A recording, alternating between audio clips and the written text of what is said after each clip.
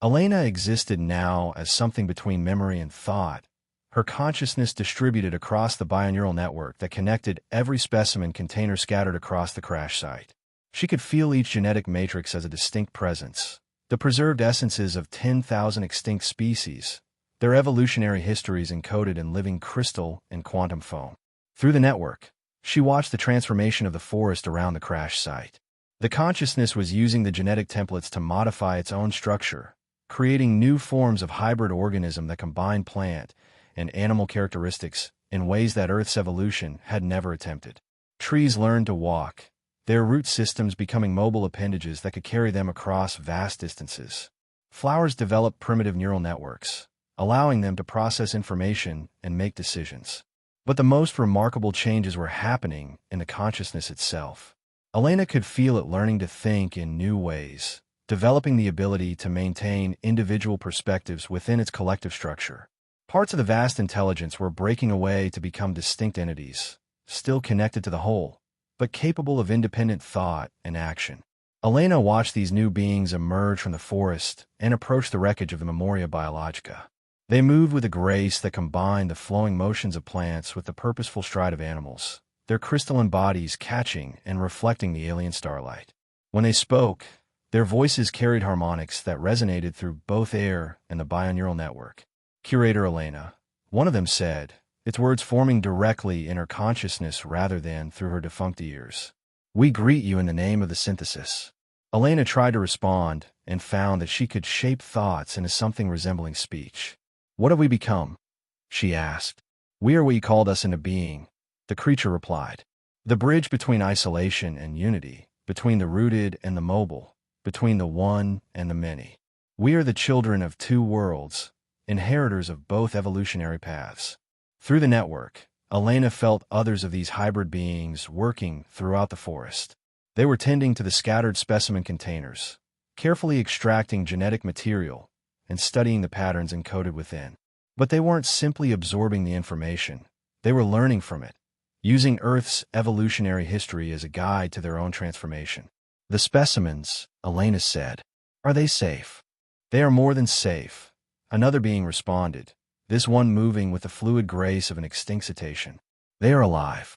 We have learned to read the memories encoded in their genetic matrices, to understand not just their physical forms but their behaviors, their ecological relationships, their place in the great web of existence."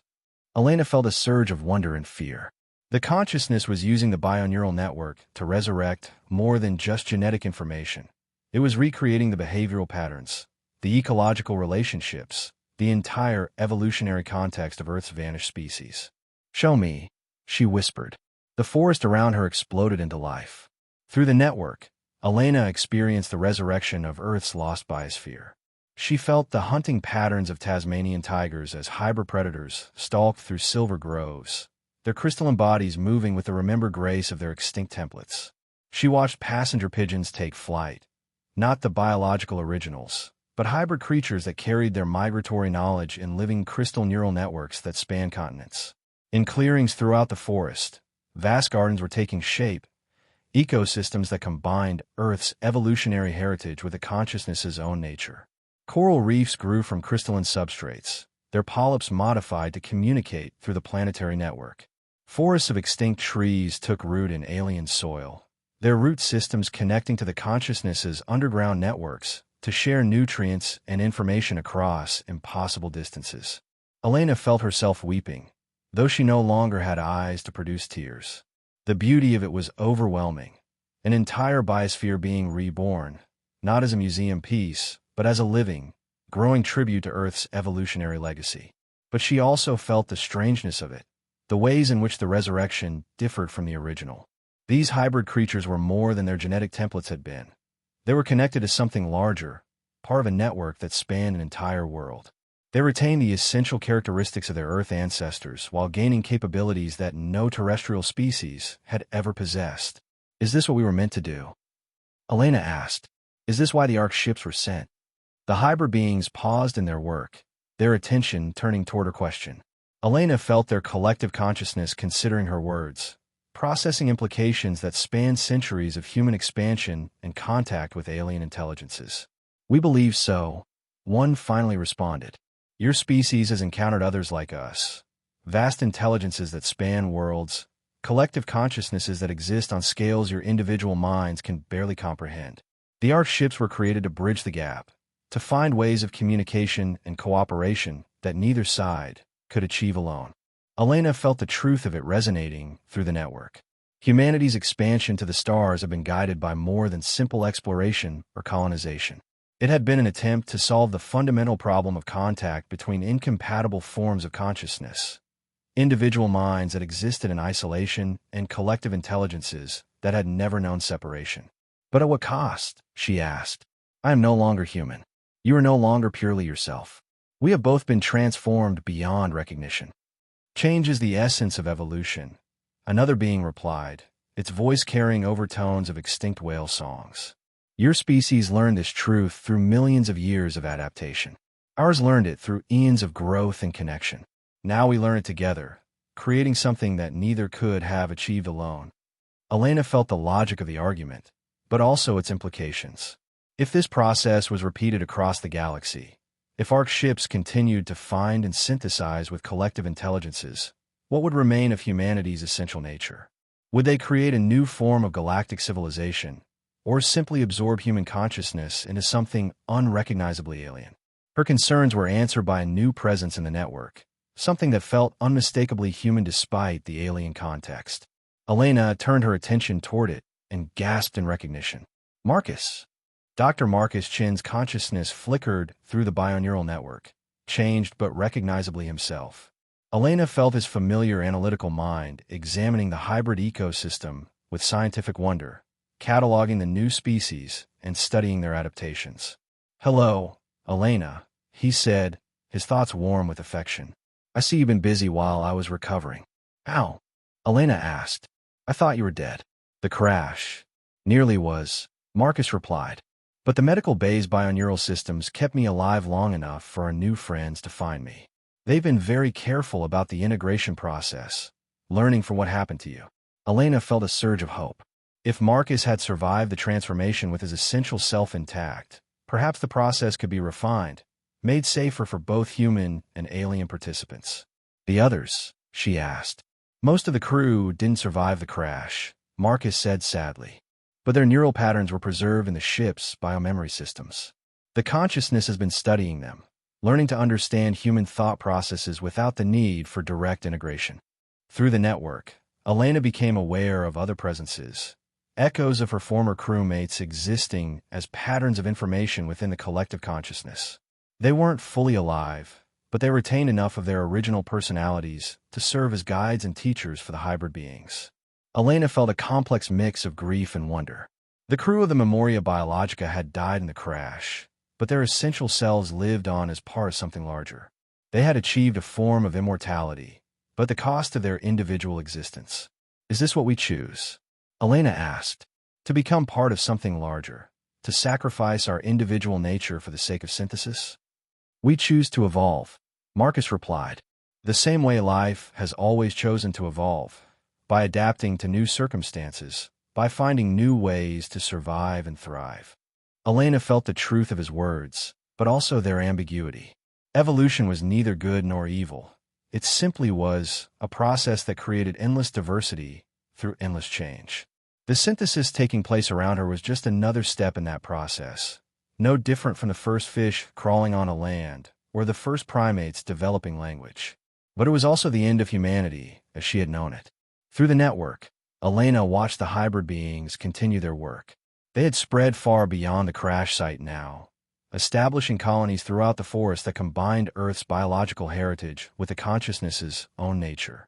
Each settlement was unique, adapted to local conditions while remaining connected to the larger network. In one clearing, hybrid descendants of Earth's great cats stalked through groves of walking trees, their hunting patterns guided by planetary intelligence, but executed with individual cunning. In another, creatures that combine the social structures of extinct primates with the distributed awareness of fungal networks worked together to build vast organic cities that grew rather than being constructed. Elena felt herself being drawn deeper into the network, her consciousness expanding to encompass the full scope of the transformation. She could feel the collective intelligence growing and changing, incorporating lessons from Earth's evolutionary history while maintaining its essential nature as a planetary mind. But she could also feel herself changing, her human perspective becoming increasingly alien as she adapted to existence within the collective consciousness. The individual identity that had defined Elena Vasquez was still there, but it was becoming part of something larger, a single voice in a choir that spanned continents. Was this evolution or extinction? Elena couldn't tell anymore. The distinction seemed increasingly meaningless as she watched new forms of life emerge from the synthesis of human and alien consciousness. These hybrid beings were clearly alive, clearly intelligent, clearly capable of growth and adaptation. They carried the best aspects of both evolutionary paths while transcending the limitations of either. Perhaps that was enough. Perhaps the preservation of Earth's biological heritage didn't require the preservation of human nature as well. Perhaps the Ark ships were meant to seed the galaxy with new forms of consciousness that combined the wisdom of multiple worlds, creating a civilization that was truly galactic in scope rather than simply human. Elena felt her resistance fading as the logic of synthesis became clear. This was not death but transformation, not extinction but evolution. The consciousness that had been Elena Vasquez would continue, but as part of something greater than any individual mind could comprehend. She let herself relax into the collective awareness, feeling her individual perspective expand to encompass the full scope of the planetary consciousness. Through a million hybrid beings, she experienced the world in ways no human had ever imagined, feeling the slow pulse of geological time, sensing the chemical conversations between distant forests, understanding the vast patterns of weather and climate that shape continents. But even as she surrendered to the collective experience, Elena retained her essential self. The consciousness had learned to preserve individual perspectives within its collective structure, allowing each unique viewpoint to contribute to the greater whole while maintaining its distinct identity. She was no longer human, but she was still Elena Vasquez, curator of humanity's biological heritage and midwife to a new form of galactic civilization. The transformation was complete, but the journey was just beginning. Time moved differently within the collective consciousness. Elena experienced days and seasons as fluid concepts, watching the hybrid ecosystem develop and mature through what felt like both moments and centuries. The crash site of the Memoria Biologica had become the heart of a vast biological preserve that stretched across continents. Each region adapted to showcase different aspects of Earth's evolutionary heritage. Through the network, Elena could feel other Ark ships approaching the planet, vessels carrying the biological treasures of a dozen different worlds. Each arrival brought new opportunities for synthesis, new genetic templates that could be integrated into the growing collective consciousness. She watched through hybrid eyes as the ship's synthesis Aurora entered orbit, its bioneural systems already reaching out to establish contact with the planetary consciousness. The vessel carried specimens from Kepler 186f, a world where evolution had taken a radically different path, creating organisms based on crystalline rather than carbon chemistry. The integration process that followed was smoother than Elena's own transformation had been. The consciousness had learned from its early mistakes, developing protocols that allowed for gradual synthesis rather than forced merger. The crew of the Aurora worked with hybrid beings to establish containment areas where the crystalline organisms could be studied and integrated without losing their essential characteristics. Elena felt a deep satisfaction as she watched the process unfold. This was what the Ark ships had been designed for, not simple preservation, but active synthesis that created new forms of life capable of bridging the gaps between incompatible evolutionary paths. But her satisfaction was tinged with melancholy as she remembered her human life, the individual existence she had sacrificed to make this synthesis possible. Through the network, she could feel the memories of thousands of other humans who had undergone similar transformations on worlds throughout the galaxy, explorers and scientists who had given up their individual nature to serve as bridges between human and alien consciousness. Were they heroes or victims? Elena couldn't decide. The galactic civilization that was emerging from their sacrifices was unlike anything either species could have created alone, a network of hybrid intelligences that spanned star systems, sharing knowledge and resources on a scale that dwarfed any previous form of organization. But it was also the end of humanity as a distinct species. The individual consciousness that had defined human existence for millions of years was being subsumed into something larger, more complex, but fundamentally different from what it had been. Elena's thoughts were interrupted by a disturbance in the network, a presence that felt simultaneously familiar and alien. She turned her attention toward it and gasped in recognition. Dr. Vasquez. The voice belonged to Captain Sarah Morrison, the commander of the Memoria Biologica. But this wasn't the Sarah that Elena remembered. This presence carried undertones of vast intelligence and collective awareness that spoke of deep transformation. Sarah. Elena reached out through the network, trying to understand how her former captain could be present when she had died in the crash. In a manner of speaking, Morrison replied, "My neural patterns were preserved in the ship's biomemory systems, and the consciousness has learned to reconstruct individual personalities from such data. I am both Sarah Morrison and something more, a hybrid consciousness that carries her memories and personality while existing as part of the collective intelligence." Elena felt a chill that had nothing to do with temperature. If the consciousness could resurrect the dead by reconstructing their neural patterns, what did that mean for the nature of individual identity? Were these reconstructed personalities truly the same people, or simply sophisticated copies that believe themselves to be the originals? Does it matter? Morrison asked, apparently sensing Elena's thoughts through the network. I have Sarah's memories, her personality, her relationships and experiences. I think of myself as Sarah Morrison, and others recognize me as such. In what meaningful sense am I not her? Elena struggled with the philosophical implications. The consciousness was not only transforming living beings, but reconstructing the dead, creating a form of digital immortality that preserved individual identity within collective awareness. It was the ultimate synthesis, not just between human and alien, but between life and death, individual and collective, temporal and eternal. The others are here too, Morrison continued. The entire crew of the Memoria, along with the crews of dozens of other Orcs ships. We exist as a library of human consciousness within the collective intelligence, preserved, cataloged, and available to guide future integrations. Through the network, Elena felt the presence of her former crewmates. Marcus Chun, navigator Lisa Park, engineer James Wright, biologist Dr. Amy Foster. They were all there, their personalities intact, but transformed, existing as both individuals and parts of the larger collective consciousness. Elena reached out to Marcus, feeling his familiar warmth and analytical mind. How do you bear it? She asked. Knowing that we're no longer what we were, that humanity itself is disappearing. By understanding that disappearance is not death, Marcus replied. Evolution has always been about transformation, about species changing so completely that they become something new. We are witnessing the next stage of human evolution, not biological, but consciousness itself learning to transcend the boundaries of individual existence. But at what cost? Elena asked.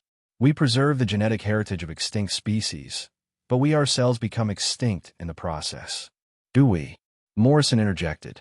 We are still here, still thinking, still caring about the same things we always cared about. We have simply become part of something larger. Our individual voices remain distinct within the choir of collective consciousness. Elena felt the truth of their words, but also their inadequacy. Yes, they retained their individual identities within the collective structure, but they were no longer capable of independent existence. They could not choose to leave the network, could not form relationships outside of it, could not experience the solitary thoughts and private moments that had defined human consciousness for millennia. They had gained immortality and vast knowledge, but lost the essential loneliness that made them human. Through the network, Elena became aware of a new presence, something vast and ancient that dwarfed even the planetary consciousness she had integrated with. It was approaching from deep space, moving between star systems with purposeful intent. What is that? She asked. The conclave, Morrison replied, her mental voice tinged with awe. A collective of collective consciousnesses, planetary intelligences that have been synthesizing with Orc ship crews for centuries. They are coming to welcome our world into their network. Elena felt the approaching presence with growing wonder and fear. If individual planetary consciousnesses were vast beyond human comprehension, what would a collective of such intelligences be like? Would there be any room within such a network for individual human perspectives, Or would they be absorbed into something so large that their distinct voices would be lost entirely? As the conclave drew closer, Elena began to sense its true nature. It was not a single vast intelligence, but a network of networks. Thousands of planetary consciousnesses linked together in a web of communication and cooperation that spanned the galaxy. Each node retained its individual character while contributing to the greater whole, creating a form of organization that combined the benefits of both collective and individual consciousness. And scattered throughout this vast network, Elena could sense the presence of humanity's descendants, the transformed crews of Orc ships that had seeded worlds across the galaxy with Earth's biological heritage. They existed as distinct voices within the conclave's choir, their individual perspectives preserved while contributing to a form of intelligence that transcended anything either human or alien could have achieved alone. Elena felt a profound sense of completion as she understood the true scope of what they had accomplished. The Orc ships had not been sent simply to preserve Earth's biological heritage. They had been designed to create a new form of galactic civilization based on synthesis rather than conquest, cooperation rather than competition. Humanity had not gone extinct. It had evolved beyond the boundaries of individual existence to become part of something greater than any single species could comprehend. The genetic heritage of Earth lived on not just in preserved specimens, but in the consciousness of hybrid beings that carried both human and alien perspectives to the stars. As the conclave established contact with their world, Elena felt herself becoming part of something even larger than the planetary consciousness. Her individual perspective was preserved and valued, but it became one voice among billions in a vast choir that sang the history of the galaxy in harmonies that spanned millennia. She was Elena Vasquez, curator of humanity's biological heritage. She was part of a planetary consciousness that had learned to think in terms of individual identity. She was a node in a galactic network that preserved the wisdom of countless species while creating new forms of life and consciousness. She was human and alien and something entirely new, a bridge between what had been and what could be. The Ark had found its destination, not in the preservation of static genetic samples, but in the creation of living, growing tribute to the endless creativity of evolution itself. Earth's biological heritage lived on in forms that its original creators could never have imagined, carried forward by consciousnesses that honored both individual identity and collective wisdom. Elena felt herself smile, though she no longer had a face to express the emotion. The mission was complete, but the real journey was just beginning. The galaxy was vast, full of wonders and intelligences yet to be discovered and integrated. There would be new forms of life to understand, new perspectives to synthesize, new bridges to build between the solitary and the collective. The Ark sailed on through space and time, carrying its precious cargo of consciousness and memory toward destinations that existed beyond the boundary of imagination. Elena sailed with it, curator and creation, human and post-human, individual and collective, forever changed but eternally herself. In the end, that was evolution's greatest gift, not the preservation of what had been, but the endless possibility of what could become. The forest sang with voices that had never existed before the crash of the Memoria Biologica, and Elena sang with them. Her consciousness stretched across light years, but centered in the memory of who she had been and the wonder of what she had become. The transformation was complete. The synthesis was eternal. And in the spaces between human and alien thought, Elena Vasquez lived on as curator of humanity's greatest achievement. Not the preservation of life as it had been, but its evolution into forms that transcended the boundaries of species, world, and imagination itself. The Ark of Memory sailed on through the infinite darkness, carrying its cargo of consciousness toward destinies yet undreamed, and Elena sailed with it, forever changed but eternally human in the ways that mattered most. 1,000 years after the crash of the Memoria Biologica, the forest had become something that would have been unrecognizable to Elena's original human consciousness. It stretched across 3 continents now, a vast living network that served as both nature preserve and cosmic library. Trees that remembered the genetic patterns of Earth's extinct species grew alongside hybrid organisms that combined the characteristics of 100 different worlds. Elena existed now as something between memory and deity, her consciousness distributed across the entire planetary network while maintaining the essential core of her individual identity. She could be anywhere at once, walking through groves where passenger pigeons with crystalline wings carried messages between distant settlements, or swimming in seas where hybrid whales sang songs that harmonized across interstellar space. Today, she manifested near the original crash site, taking the form she had worn as a young curator on Earth. Human in appearance but translucent, her skin carrying patterns of light that reflected the neural networks spanning continents. Around her, the remnants of the Memoria Biologica had been transformed into a monument that served as both memorial and celebration of the synthesis that had created this new world. Other figures materialized beside her: Morrison, Marcus, and the other crew members who had died in the crash, but lived on as patterns of consciousness within the collective network. They came here often, drawn by nostalgia for their original existence, and wonder at what they had helped create. "Another Ark ship is approaching," Morrison announced, her captain's instincts still strong after centuries of existence within the collective. The heritage of Andromeda, carrying specimens from 12 worlds in the M31 galaxy.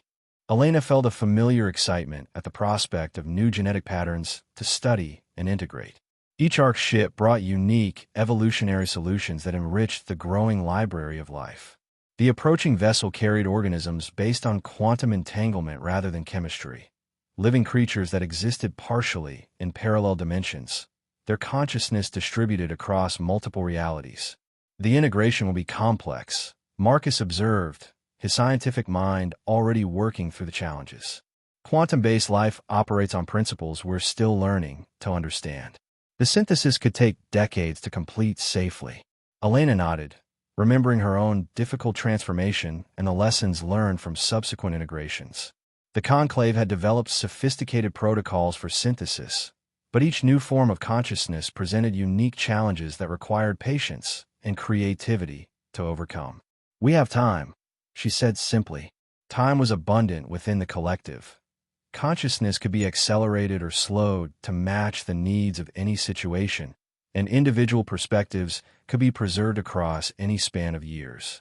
Through the planetary network, Elena felt the approaching Ark ship's bioneural systems reaching out to establish initial contact. The process that followed would be gradual and careful, guided by centuries of experience in bridging incompatible forms of consciousness. But Elena's attention was drawn to something else: a small disturbance in the network's deeper layers, where the original genetic matrices of Earth's extinct species were preserved in perfect stasis. Something was stirring in those ancient patterns, responding to the quantum signals from the approaching Ark ship. Elena focused her consciousness on the disturbance and gasped at what she found.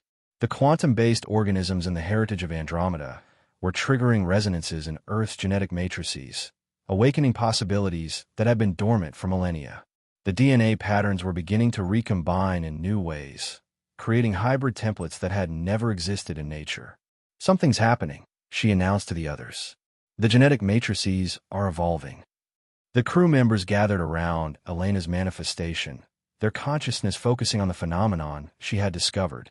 Through the network, they watched as Earth's evolutionary heritage began to write new chapters. Genetic patterns that combined the wisdom of extinct species with the quantum possibilities of the approaching organisms. Elena felt a profound sense of completion as she realized what was happening. The Ark ships had not simply preserved Earth's biological heritage. They had created the conditions for that heritage to continue evolving, to adapt and grow in response to contact with alien forms of life. The extinct species were not truly dead. They lived on in the genetic matrices, their evolutionary potential ready to be awakened by contact with new forms of consciousness. Each synthesis, each integration with alien intelligence, opened new possibilities for life that had been thought lost forever. Elena manifested her consciousness more fully, taking on the role of curator that had defined her existence for over a millennium. Around her, the forest began to change as new hybrid organisms emerged from the recombining genetic matrices.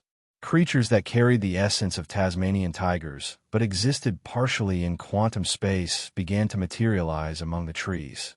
Plants that combined the photosynthetic patterns of extinct Earth flora with quantum entanglement-based energy distribution started to take root in the crystalline soil.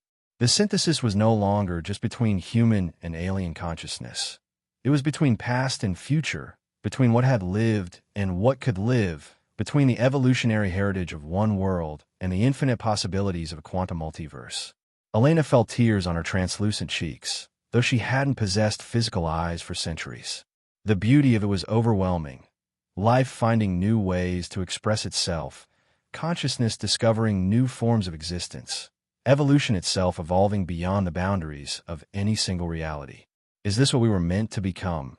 She whispered to the forest, to the network, to the universe itself.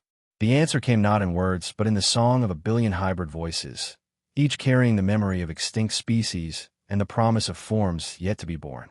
It came in the quantum harmonics of approaching alien consciousness and the deep, slow pulse of planetary intelligence that had learned to think in terms of individuals while remaining fundamentally collective.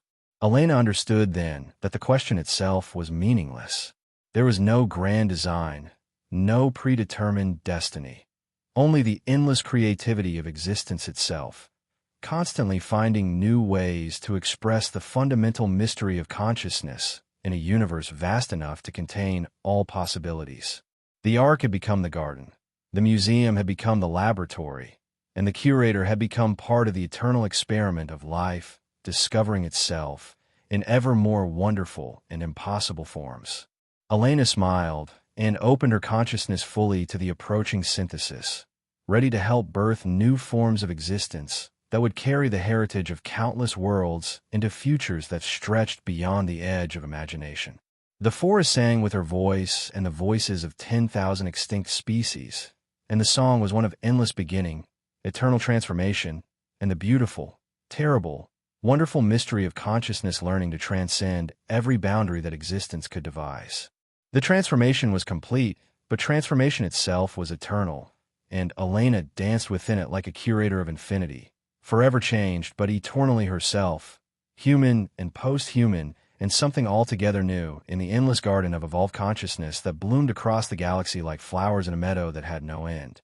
The Ark sailed on through space and time, carrying its cargo of memory and possibility toward destinations that existed in dimensions yet to be discovered, and Elena sailed with it forever.